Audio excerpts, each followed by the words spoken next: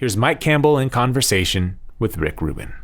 Let's start talking about Gainesville, if that's cool. Should we Gainesville? do that? Yeah. Oh, Gainesville was some of the happiest times of my life. That's where I got out of high school in Jacksonville. I went to college in Gainesville, University of Florida, on an Air Force Loan Society. My dad was in the Air Force because we didn't have much money. But anyway, I went to college there, and there was a real healthy music scene going on. Lots of bands and a couple of parks on the university where you could play for free. And I started making friends with different musicians. About what year? About what year was this? 72. Well, I got out of high school. That was 70. How did Mudcrutch become a band? Mudcrutch was a band with Tom Petty, Tom Ledden, and some other guys. And they were one of the bands they would do country rock, but they would throw in some original songs now and then. Mm-hmm. And I would see them at the park, the free gigs out on the lawn. And I thought, well, these guys are, there's something going on here, And then I had a band with Randall Marsh. It was a trio, like a blues jam acid trio. And it turns out Randall and I were sharing, I don't want to get too long with it. We were sharing a farm at the edge of town. And I saw a thing on the University Student Union, Mudcrutch looking for a new drummer. So I said, oh. And Randall and I were kind of fed up with what we were doing. So I said, I should give this to Randall. He might, get a gig here. And I thought these guys were pretty good. They had harmonies and, they weren't a jam band like we were. They actually had songs. And so I told them about it. And they came out to our farm to audition Randall. And I was in the back room. And it turns out they just lost their guitar player too that day. And so they're going, Randall, do you know anybody? Well, there's this guy in the back, and I was a geek. Came in cut-offs and short hair. I was not a hippie yet. I was not hip. How old were you at this time? 19? 22, 21, something like that. And I came walking in with my little Japanese guitar, and they just went, oh, God, no. And then I said, okay. And it was the two Toms, Tom Led and Tom Petty, and Jim Lenahan, who became our lighting director. He was the lead singer. That's another story. And Randall. And so they said, well, they were looking at me like, oh, how do we get out of this? So what songs do you know? How about Johnny Be Good? Everybody knows that, right? And they all looked at me. And Tom tells this story on the tour. He says, at the end of the song, he said, I don't know who you are, but you're in my band forever. It's a true story. And, he was telling that on the last tour as a little bit. So they forgot how I looked. I fixed that in time. But I got a better guitar. But we just hit it off right away. And I realized Tom was writing songs.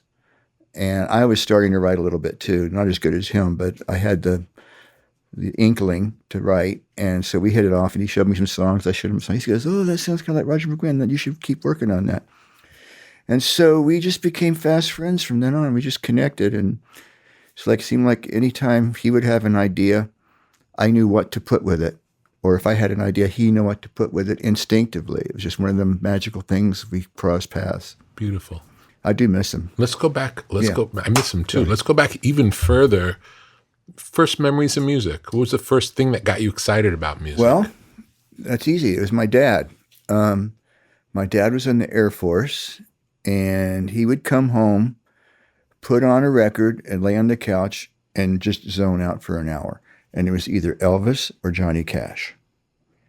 And I would look at him going whatever he's hearing has got him completely hypnotized. He's really deep into this. And so I would listen to it. And I immediately picked up on the guitars, Scotty Moore and Luther Perkins, who played with Johnny. And I just was enamored with the sound. And then I asked him one day, Dad, why do you listen to Johnny Cash so much? And he goes, because he speaks the truth. Ooh, okay. Words of wisdom, And that was my first. And then, of course, the Beatles, I'm that generation. They came on TV and everything changed. And I had to have a guitar, which I couldn't afford. But that was when I saw them, and they just blew my mind because up until then, you'd watch the Ed Sullivan Show, which is the only place to see new music. And it'd be like some guy up there singing and a band somewhere out. You didn't even see them. It's just a singer. And the Beatles came on. First of all, they were almost my age, and there was no band behind the curtain. The guys playing the bass and singing. The drums are right there. They're all this 4 little combo, and they're all doing it with no help from anybody. And they're really fucking good. And the girls are going nuts. That's what I want to do. So you got a guitar after seeing the Beatles? Yeah, I got a pawn shop guitar. My mom got me a $15 guitar that I couldn't. It was unplayable, but I didn't know. I thought, boy, these guys are good. This is so hard. How do they do it? Because the strings are high. I would bleed. I loved it so much. I would just play until I bleeded, and so I just got the bug. And it's like once I found the guitar, nothing else mattered. I'm going to play this guitar as much as I can. I got to go to school, but when I get back, I'm on the guitar. And I just loved it. I still do. So then you're in Mudcrutch. And what kind of gigs did you do? What was it like being in that band? Well, it was a lot of fun. And we barely made enough money to make a living, which was really cool. Because I was living in my friend's garage for $15 a month. He let me live there. And with Mudcrutch, we would play women's club dances. Sometimes the university would give us a couple of $100 to play. Fraternities occasionally, not too much because we didn't play covers. Our biggest gig, where we really got good, was Dub's Steer Room on the edge of town, a topless bar. That was my first gig. I'm glad you reminded me. This is the best story of all. And it was great because it was 4 sets a night, all week long. Okay, so we had to throw in a few covers because we only had, so many originals. But, and we would say, oh, here's one by Santana, and then we'd do our own, and they were so drunk they didn't care. But the funny thing is the topless bar, and then like the third song, they had 2 dance stands on either side of the stage, and these 2 girls would jump up, and they'd have their, and almost halfway through the song, they'd pull their tops off. And the first time they did it, the band quit playing, like... We'd never seen that before. Oh, okay. And, we learned real fast. But, and then on Thursdays, they'd have wet T-shirt contest. And wet T-shirt contest. This is Gainesville, okay? It's a lot of deep redneck culture. And so Dub's Steakhouse, topless bar, you're going to get some of the seediest residents are going to come to that bar. And, they were great. They were so drunk, they were great audiences usually. But on wet T-shirt contest night, they'd have the girls get up and they'd drench them in, they'd have their T-shirts on, they'd drench them in water so you could see everything. And they'd get up and dance and all the guys would come down front, like all the drooling drunks. But we got good because we played for like 2 months every night. And I got like $100 a week. Wow. For playing, however many hours. But that was a lot of money. And we had a house just up the street that we shared and we could pay our rent and buy some wine or, burgers, and we could live, as musicians. So the first time I was a working musician, and I really liked it, making my money with my instrument. So you played a lot of hours every day in front of people. Yeah. So we got tight. We learned how to work the room, and, it's like, we're not the Beatles, but I read about the Beatles going to Hamburg, and when you play 4 hours every night, after a month, you get good. 1, 2, 3, 4, we got this. You know what I mean? It just, you get good. Builds confidence. Yeah. And the communication between the members gets that, really... and just muscle memory, everything. Absolutely. You just get good the more you work it. And so we got really good. And then we started getting some better gigs at the university here and there. But eventually you reach the point where this is as far as we can go in this town. We're at the top of the game here, but that's it. Mm-hmm. Gonna have to make a record, I guess. If we want to move up, we got to move on up to a bigger city, and get more serious about it. And that's what we did. So what was the next step?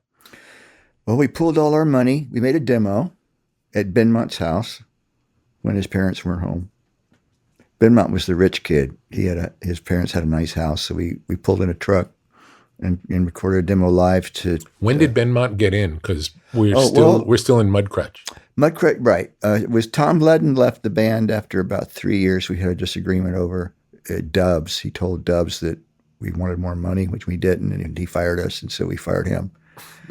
We all made up after that. But then we had seen Benmont around, and he was just a great musician, and so let's get a piano in the band. So he joined the band about two years into it.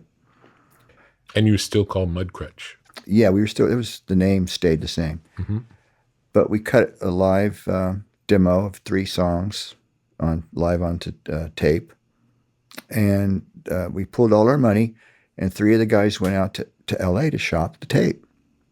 We got a couple of feelers. One was Shelter Records, who had a studio in Tulsa, and they said, well, why don't you, if you're coming out to L.A., which we were planning just going to go out there and take our chances, stop in Tulsa on the way out and see if we'll make a demo there. We did. And we liked Denny Cordell a lot. He's kind of like you. He was just kind of like, he seemed to have an overview of, when you guys do that, that's not so cool. But when you keep doing that, that's the shit, that kind of thing. And I really love that guy. And so he kind of got it, and he got Tom, he got the songwriting, and he got the band, and he signed us. I remember him coming to visit us when we were making Wildflowers. He came to the mix session. Yeah. And I remember Tom was really excited that he was coming. He had a vibe. Yeah. He was a very wise man. And I remember that. And I remember we played him and he always liked me too. He always thought that, you're really insecure, but you're important to this. He always gave me confidence. Yeah. And we were listening to those tracks, and You Wreck Me came on. He looked at me and he goes, that's the one I've been waiting for. God bless him. Amazing. Wow, you're getting misty thinking about all these memories. Beautiful. Okay. No, it's good. So you get signed to Shelter. Yeah. And then what happens? It's funny you would mention that because I just found a journal from those days that I was keeping of our first days at Shelter Records. And I would write like, went in the studio today, cut the song, whatever. We think it's the next single or the first single. Next page, it's not the first single. It's really not that good. Next page, went in the studio for 4 hours, didn't get a track. We suck. Next day, drinking too much. It was like greenhorns trying to figure out how to make a record. We didn't know anything about playing in the studio. Yeah. And we struggled a lot at the beginning. But Cordell stuck with us because he liked the songs. And then at one point in the journal, it goes, we went in the studio with the band, Stan and Ron and Ben and Mike and Tom. And then the next day or next week, Tom brought in 4 songs. American Girl, Breakdown. It's like night and day. All of a sudden, it just happened. Wow. The floodgates opened. As soon as the songs came in, we were there. Wow. And all of a sudden, it started to sound good. Amazing. I mean? And that kind of blew my mind when I read that. It's like it was just a moment in time where that switch turned on. I guess in his mind, he thought, I got to step up now. And all the songs, good songs. Do you remember if there was anything else going on in his life that would have sparked that? I don't know. I think it was just a good question. Yeah, who knows? Just curious. No, there's nothing that declares that any life-changing event at that moment, other than that the band, what became the Heartbreakers, was in one room. And maybe that was that energy was enough to turn his switch on. Yeah. It is interesting how that happens, how you see. And I wouldn't have remembered that if I hadn't seen the journal. But it was almost like night and day, struggling. Yeah. Boom. Here's the songs. Here's the band. Ready to go. And how did it work out that you guys got popular in the UK first?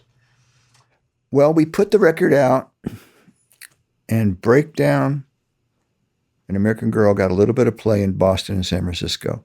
But it was not happening, really. And then we got offered a tour opening for Nils Lofgren, who had just had a hit over there.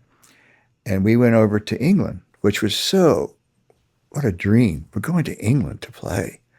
We have a record out, We didn't realize the record's not really happening right now.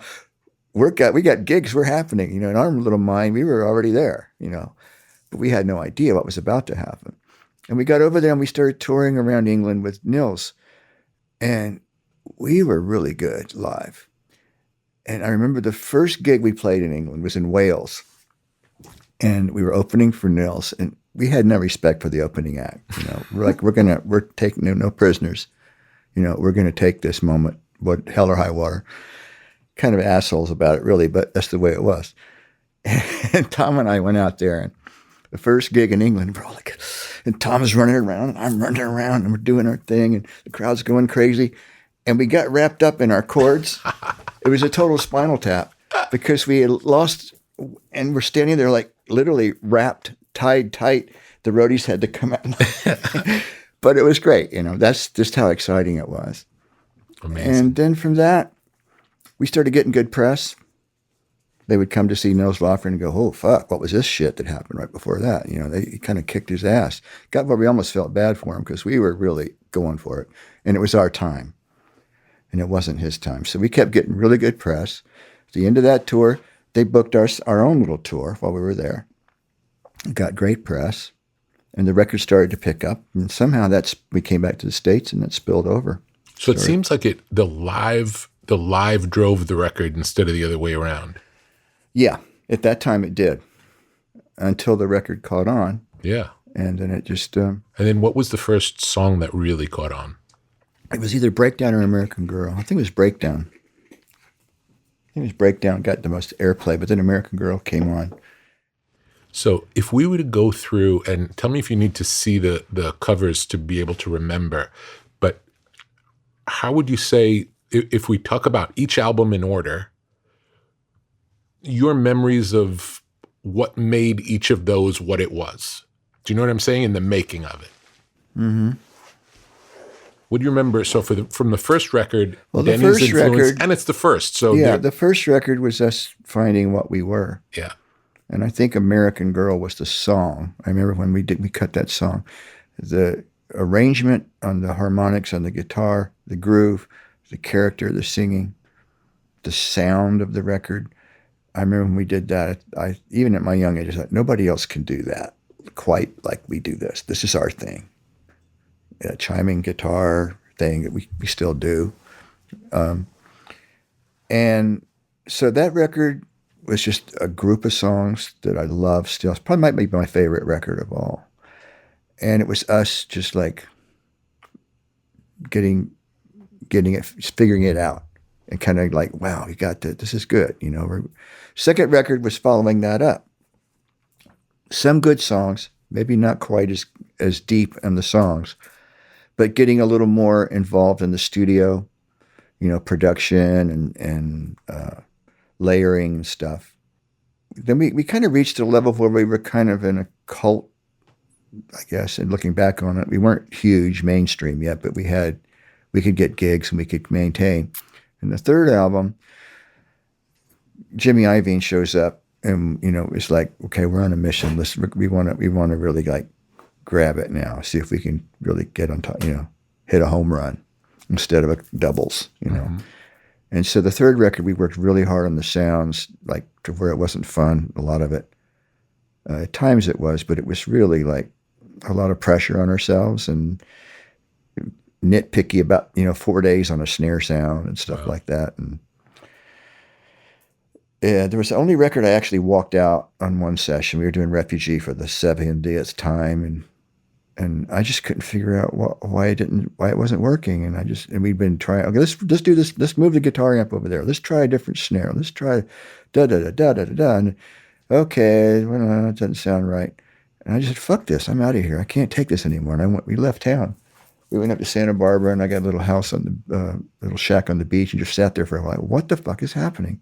Why can't we make this song? And of course, it became one of our biggest songs. I came back with my head clear. It's the only time that the pressure got to me, where I just got to get out of this room, because it got intense, and we were really hard on ourselves. And Iovine was pushing for greatness too, and we were fighting that thing, as you know, in the studio, where you know how the song goes. And you know how it sounds when you're standing there playing together. And then you go into the control room and it's a completely different sound. This doesn't sound like anything like it did out there. How do we get that in here? And it's not easy. No. It's not easy. No. And that was driving us nuts. But we did get it. It's a great sounding record. It's a unique sounding record, looking back on it. But anyway, I don't know if that answers your question. No, yeah. So now we're up to the third album. And that was one that's the first time where it got unpleasant to be in the studio. Yeah, and it was our biggest hit. Yeah. There you go, figure. And it took the longest to make at that point. And cost the most. And cost the most. And then what was after that? Long After Dark was a follow-up to that. And we did a record plant, again with Iovine. And by that point, we were feeling a little full of ourselves because we'd had a big hit, you know. I think Torpedoes got to number 2 because we hit the wall, the Pink Floyd wall. We couldn't crack number 1. But it did really well in a couple of videos. And so we felt, you know, we've now, how do we stay here? And let's just continue on. I mean, make another record as good as that one. And, you know, that's an interesting thing with a musical career. If you make a great record, then every record after that is going to be measured to that one. Yeah. And we were figuring that out, you know, like, and you know, when you have a little success, you buy some time to experiment. Like I said, try orchestra or try different players or different production ideas. So we were doing some of that on Long After Dark. And it had some hits on it. I think You Got Lucky and Woman in Love. Oh, no, Woman in Love. Oh, I missed one, Hard Promises. You're right, I should have the album covers. Well, more Hard Promises and Long After Dark were continuation of Torpedoes with Iovine. Just trying to, you know, write great songs and make them sound good. And did it feel like it was getting easier or harder, would you say? Easier. Easier to record. Easier to record because we learned. Yeah. We learned by trial and error. Well, don't do that again. Don't set the drums up over there because that ain't going to sound good, you know. Don't use that bass. That doesn't sound good. Use this one. Don't use that amp. We can save a lot of time, get straight to the stuff we know that works, and spend more time on the music and less on the sounds and that. So in that sense, it got easier. But, you know, writing great songs is always hard. I mean, and yes and no, you know. It's easy to write a song, but then you got to measure it up against, well, this is pretty good, but is it Down with the Torpedo? Is it Refugee or Here Comes My Girl? Almost. Yeah. Get back to work. But it's hard to know. It's like we're you all don't too know. close. You don't know. Nobody knows. You don't know until somebody says no. Yeah. I don't think so. It doesn't sound good to me. Yeah. Yeah, but you don't know because you're so close to it. Yeah. But then you get to a point where you realize you can't really worry about it. You just do the work and don't try to measure it up. Absolutely. It seems like in that moment when you free yourself from it, that's when they can come. The great songs can come much easier. That's the trap, or the release. If you, as soon as you stop thinking about what's wrong, there's nothing wrong. Yeah. But songs are mysterious. You know, as a whole other conversation where they come from and why they come when they come. But we just kept slugging along. You know, after Torpedoes, we bought some success and had more. Our lifestyles went up, and we played bigger gigs. We started playing arenas, and it just felt like living a dream. And it sounds so corny, but we were living the dream, and we never thought if we really would or not. And then we're just looking like, wow, it's working out for us. How blessed are we? How did this happen? Yeah, I could be back in Gainesville playing at the Women's Club, and here I am. Amazing. At Madison Square Garden. How did I get here? Amazing. That's the thing. You look at, how did I get here? That pops up a lot. Yeah. Anyway, you know. Yeah, it doesn't seem possible. Well, there's hope. There's hope in dreams. You know. So then so you did 3 with Iovine. They got more comfortable as they went because you learned from the first experience, which was the hardest. But it also got stale. The relationship got stale because we were too familiar. And then what was next? Jeff Lynne. Jeff Lynne shows up, and there's a whole new wave of amazing creativity just happened. So all these songs came in. And I think as I'm talking about it, it sounds like when all the elements sort of fall into place, the creative light comes on. You know what I mean? It did for us anyway. Like we got maybe a little stale after those 3 albums. And then we had Full Moon Fever, which was just like a burst of great songs. Absolutely. New production, excitement, interest, discovery. It was a whole new thing. It all just came together. But without the songs, it wouldn't happen. But the songs, I think, were triggered by all the energy, new fresh energy, you know. And then when we worked with you, too, it was fresh energy, you know, a new perspective, new challenges. Let's talk about Running Down a Dream, because that just from, I don't think I ever told you this, but that's the song that really got me into the band. I wrote that one. Yeah, I know. And that's the one that really got me in, like, that's the one that made me a fan. So how did it come about? What was... Well, if you want the true story... Yes, why not? It's interesting. You would never think this. But I mean, I'm writing right now. I'm always writing. Okay. But I heard about this band, Jane's Addiction. Mm-hmm. And they were playing at Devonshire, some community center or something. And I said, let's go see this band. And I didn't like them that much, but there was something about the rhythm or something. I thought, that's interesting. So I went back home, and I think that night, and I picked up the guitar, and Running Down a Dream was originally, I was thinking of it at halftime. Down, down, down, down, down, down, down, down, which is the groove that I heard them playing. Wow. Down, down, down, down, down, down, down. Would have been great halftime also, as I hear you sing it. Well, so I did a demo, that version, not thinking much about it, gave it to Tom. He played it for Jeff. They had just hooked up and were sharing ideas. He said, Mike's got this demo. And Jeff goes, it should be double time. And it became that. Yeah. So, that's when songs are so mysterious. Where do they come from? If I hadn't gone to that gig, if I hadn't done it halftime, if Jeff hadn't heard it double time, who knows? It's magic. It's beyond me, really. It just happens in spite of me. Yeah, it's so interesting though to see those connections and to look back. And then you hear it, in that finished version, having nothing about that, and something connects with you. I used to drive around Los Angeles. I just moved to Los Angeles, and I used to drive around and I listened to that album over and over and over again. I don't know, 1 million times. Forever. It's hard not to speed up when that song comes on. I've had that experience too. Like, oh yeah, I always go, another penny for us. I remember I called Al Teller, who was the person who was running the label that you were on at the time, who I had known from, he was the chairman of president of Columbia Records when we had Def Jam there. So I knew him. And now he was at MCA, and I called him up and I said, hey, just want to let you know, if there's ever an opportunity for me to work with these guys, I would love to do that.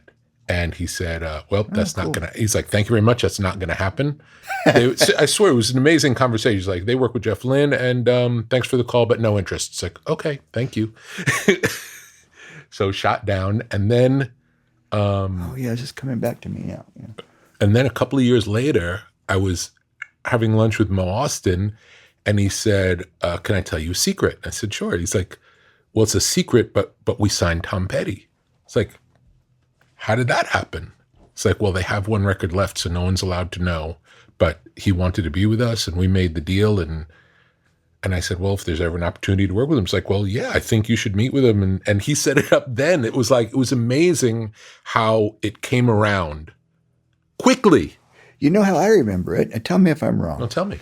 I remember, I think I was on tour in Europe or someplace, and somebody called me and said, Rick Rubin wants to talk to you, or somebody told me that you had liked the record or something. And I remember saying to Tom, we should get this guy Rick Rubin in. He might be a good producer. Maybe you don't know this or not. No, I don't know that. I had a little bit to do with it at the beginning. Great. And I don't know, I'm trying to remember why I knew you, where I knew you from. Probably the Chili Peppers, because I liked the sound of one of the Chili Peppers. And I think, we're going to move away from, we've done Jeff 2 albums. We should do something, get more back to live band, because Jeff isn't live band. Mm-hmm. And I said, well, and I think you had contacted me. I had gotten for some reason, I had the impetus to say to Tom, there's this guy that I think would be good. Wow. And he's interested. And he said, okay. And then we came in. Amazing. That's how I remember. I could have it wrong. No, it's amazing. It could be. I have no idea. You owe me. All I know was the Mo connection. Mo connection. That was what I remember, the Mo Interesting. connection. Well, it all happened. Yeah. And it was another phase of creativity. Talk more about the Jeff phase, because I love those records, and as you say, it was very different than anything you had done before it. So talk about how those were made. It was such a wonderful experience working with Jeff, and so eye-opening and educational. Tom and I had always made records, mostly, occasionally with a demo, but mostly band playing live at the same time. And Jeff never does that. So they had bumped into each other and had this song Free Fallin', and they wanted to record a demo. Meant to be. So they came over to my little house, which I had a little Soundcraft studio in a back bedroom. And I did have a 24-track machine. And they've got this song Free Fallin', and Jeff proceeded to lead the recording. And my jaw just dropped watching this guy. And I mean, I could go on and on about it. I don't know how much deeply you want to get into it. And I'm not going to give away any of his secrets, although I could, because people learn the secrets. They still can't do it because he just does it. But one thing that blew my mind was we had this song. And Free Fallin' is a very simple song. Mm-hmm. You know, there's 3 chords. And he crafted it into this 3-minute piece. We came over at 12 noon. And by 6 o'clock, the thing was done. Background vocals, guitar parts, everything, percussion, done, finished. What else you got? Wow. And I'd never seen it done that fast before. And it's because he knew how to get what he wanted really fast. What was the order of events that he here's how here's the Jeff Lynne, sorry, Jeff. The formula. The formula which no one can touch you, so I can say this. We would go in, the song was written on acoustic guitar. We'd learn it. Okay, let's go. We'd get one secret to that formula is we used a drum machine because we didn't have a drummer. It was just the 3 of us. But the drum machine was dead simple. Just boom, boom, the simplest possible no pattern. bump, nothing. It's boom, boom. So it leaves plenty of room for other rhythms, other basses. You can change it later, but to start with, basically a metronome, but with a drum machine with good sounds. Mm-hmm. So we'd go out and play this song down on acoustic guitar. Okay, let's double that. 2 or 3 at a time. Let's do that again. So now you got 6 acoustic guitars going shinga, shinga, shinga. Sounds really rich. Okay, then we'd go, okay, let's put a guide vocal on it, which usually became the real vocal. So we know where the verses and choruses are. And then most likely Jeff had this sound on a OBX synthesizer, which is a pad sound, like a harmonium sound. And he would put that in following the chords of the acoustic guitar, which would just be underneath it, which kind of glued it all together. Mm-hmm. And then the background vocals. Because it's on a drum machine, the tempo does not change from one chorus to the next. So basically, we work on the one chorus, pop that into all the choruses, done. The one chorus, okay, we're on a 24-track analog machine. I don't know how technical you want to get, stop me or cut it out later. But I've told you this before, maybe. You probably like this because you're a producer. So we had a 24-track machine. Okay, we already put like 6 tracks of double acoustic guitars. Maybe we used up 8 tracks. Okay. The vocals, we're going to need like 20 tracks for the vocals. So we make a slave. We do a rough mix down to the 2-inch or the 1/4 inch. Get a fresh piece of 24-track tape. Take that stereo mix, put it onto 2 tracks there. You got 22 tracks open. Then we go to the chorus. Okay. I'm free. Okay, let's sing that together. I'm free. Let's do it 6 times. So there's 12 voices going, I'm free. I'm free. Okay, let's do Harmony. 12 of those. Mm-hmm. You build the thing. And Jeff just knew which notes to do and how to move but it was usually him and Tom singing together on the backgrounds to make a sound. Mm-hmm. But you end up with this glob of the chorus comes on. It's like, this big sound. Then the tricky part was, okay, now you take the 24-track and you mute the guitars. It's all vocals. You blend them together. You copy them over to the 1/4 inch. Okay, so now all those 20 tracks or whatever are in stereo on 2 tracks. You put the master 24-track back up And then you sit there and you count 1, 2, 3, 4, play until you get it in sync on each chorus. So now you're back on your master. You've only used up 2 tracks and you've got these huge 20-track choruses coming in. Amazing. And you can do that with a guitar lick. You can do that with anything. And it's kind of fun. Like, oh, we missed it. Do it again. 1, 2, 3, 4. Okay, one more time. Very analog, organic. But when you get it, okay, there it is, Nowadays, you just push a button and Pro Tools will do that for you in 2 seconds. But it was kind of fun doing it. You had to get down on your knees and, and mark it and stuff. Mark the tape so you know where to start from. Yeah. Amazing. Yeah, really good. Amazing. But then, so the record was, you never spent more than 2 days. So would you put the drums on last? Yeah. So we've got a drum machine. And we would keep the kick drum because we had this really good Lindrum kick drum. Mm-hmm. And the hi-hat just as a behind it. And we'd overdub the snare drum by itself. And the advantage to that, if you listen to Jeff's records, the drums have a really unique, each drum is open because they're not all fighting for the sonic space at the same time. Mm-hmm. So you're just doing the snare drum, you put all the mics up, hit the snare, this beautiful snare sound without cymbals or anything else. And we had this guy, Phil Jones, a drummer, percussionist, who would come in. He'd sit there and put a towel on his leg and live performance of the snare drum. If he got off, we'd stop, pick it up. But it's not like a sample triggering. He's actually playing it. And if there's a drum fill coming up, we'd stop. Okay, we need a drum fill. Okay, got that. Go back to the song.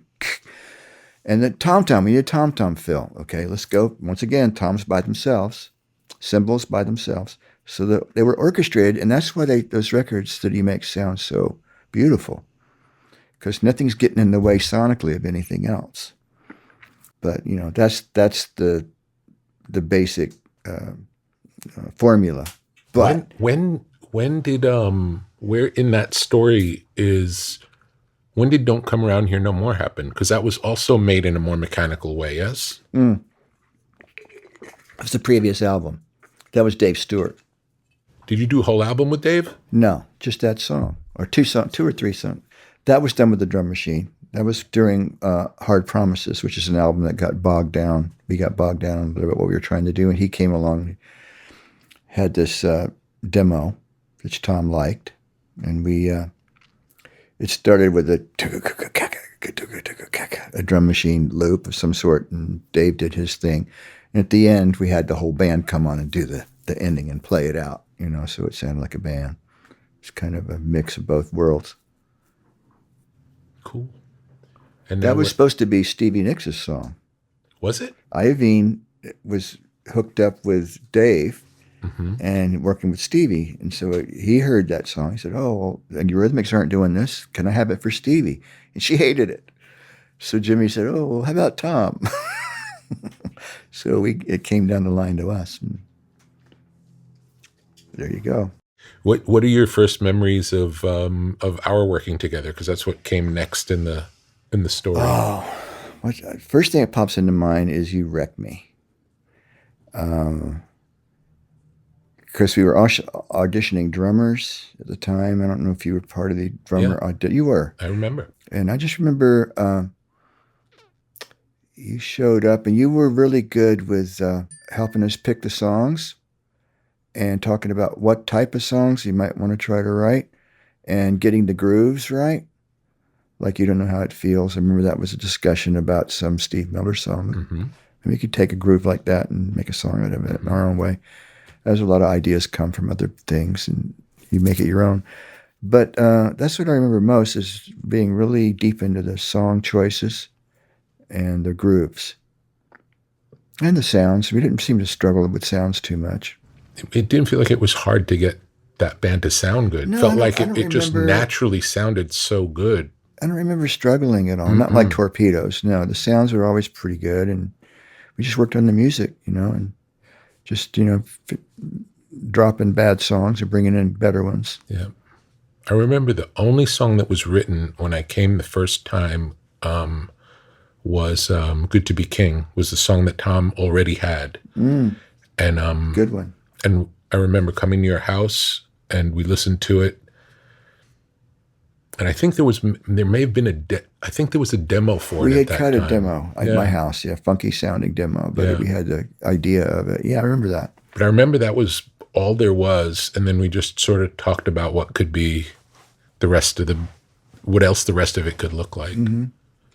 As we're talking about this and look back over the project, I see a theme appearing, and the theme seems to be when the elements all come together. You got the right people in the right space and time. The songs materialize. Yeah, I can tell you one thing that I don't remember ever voicing this before, but I remember feeling over time that with Tom, I felt like on the first album, on Wildflowers, our first album together, he really wanted to impress me. He worked hard to impress me. And once he felt like he had done that on that album, I never felt like he tried as hard again on any of the other things we did. I think he always did great. But that's it was human nature, though, isn't it? It was a different, like, I want to win over this new person. Yeah. And I think it sounds like that kept happening with the different people over the years. Well, that's a reoccurring thing, too. I mean, somebody said a producer shouldn't work with a band for more than 2 records. Because, like, first thing, you're trying to impress each other and pull the best out. And then it's like, okay, now we're going to do it again. Do the same thing again. You already know. You're not impressed with me. I already know. You know what you're capable of. And there's no mystery about it. I think the mystery and the danger is what brings out the really great stuff. But, you could say that about all Jeff, too. It reached a point where, well, it's almost like as an artist, and I can't speak for Tom, but I can speak for myself and maybe partially for him because I know him really well. You have a producer. The producer is to bring out the best in you. 100%. And to keep you from getting lost up your own ass, which is easy to do when you're producing yourself. Okay, so when you first get with the producer, you want to make that connection where he pushes you and you can prove to him what you can do, and you're interested in everything he says because it's new and, oh, that's really smart. I hadn't thought of that. After a couple of hours or two, if I play this song, I already know what you're going to think of it because I know you now. Mm-hmm. And you can still do good work, but you only get one shot at that initial thing. Mm-hmm. Interesting. Yeah, it is interesting. It's like I said, it's hard to talk about music sometimes because words fail you, but it's very mystical, and where songs come from and where, great records just happen. It's kind of just a blessing and a mystery, and luck. So then after that, what was the next period? I was going to say, it's like I think with Tom and you, I think it got to a point too where at the beginning you pushed him like that verse can be better or that song can be better. And he listened to you. Mm-hmm. And I think you reach a point too where when you're really like confident in yourself, like, I don't want anybody telling me what to do.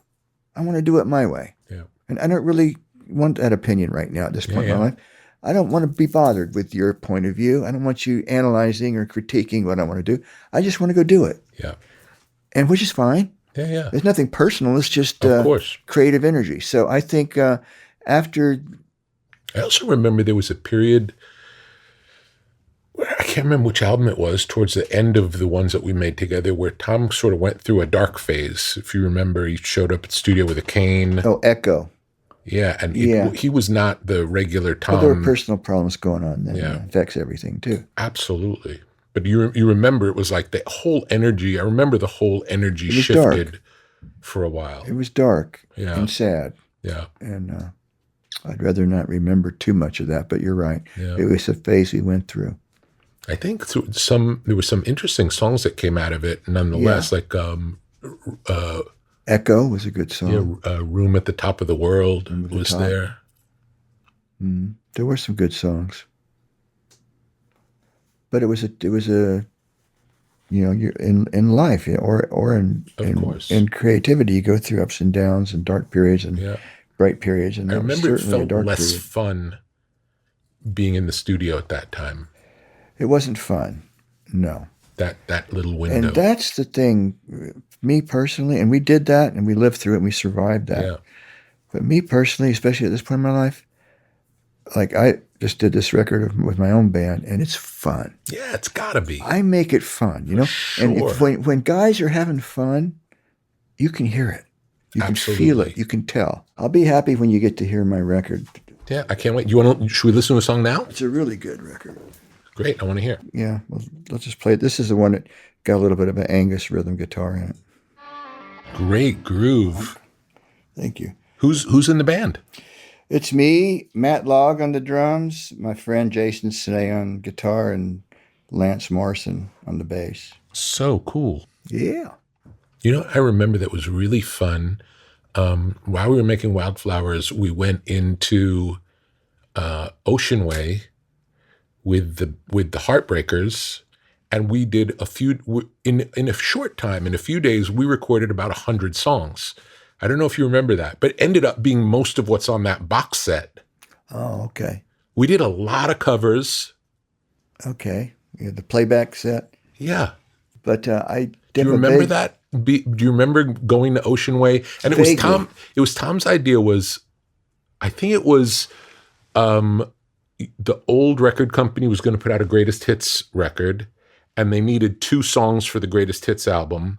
And the album Wildflowers was going to be a quote unquote Tom Petty solo record, and it had a different vibe. And we were doing that at Sound City. Mm-hmm. And Tom said, well, for the 2 songs, I don't want to record them in the Wildflowers setting. Let's set up a different studio. We'll do it completely differently. And we did the 2 songs for that album, which were Mary Jane, and the cover Something in the Air. But we also recorded 1 million covers just for fun. Mary Jane sure turned out good. Yeah. I can remember also, I don't even know if you know this story, but Tom sent me a rehearsal tape of song ideas, and he's like, okay, what do you think? Because it was like a separate writing session for the greatest hits, like what's going to be on the greatest hits. And it had a bunch of songs on it, and I remember not liking any of it. I just didn't think it was good.